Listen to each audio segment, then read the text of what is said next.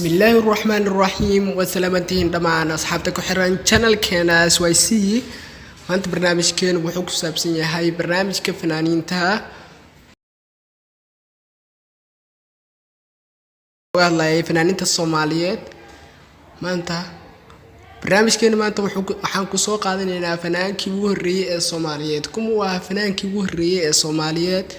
فنان كيوهري الصوماليات وحوها فنان حساه لابوره لحميستي أبوان موسيقيهان aad loogu aqoonsaday horumarinta fanka Soomaalida waqti dheer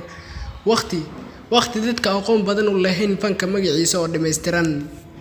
waxa la yiraahdaa Cabdi Deeqsi Warfaa oo ku magac dheer Cabdi Sinimo waxa loo aqoonsaday aabaha fanka Soomaalida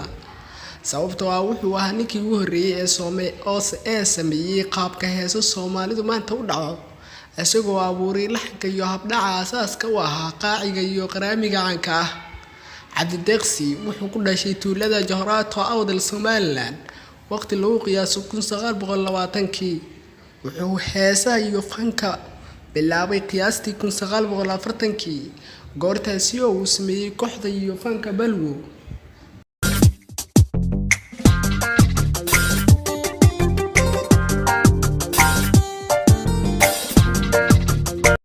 عبد السنيم وحو دشي سنadkii 1920 tuulada Jahrato 25 mayl waqooyi baraka xigta magaalada Boorama ee gobolka Awdal maanta kamid ah Somaliland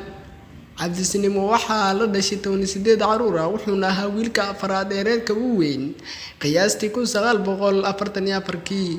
wuxuu magaalada Boorama dhexdeeda ka abaabulay oo sameeyay kooxda Balwo taasi oo uu soo bandhigay fan iyo suugaantii ugu horeysay ee dadka Soomaalida maqleen waqtigaasi sida warbixin lagu hayo Cabdi Deeqsi Warfaa Cabdi Sinimo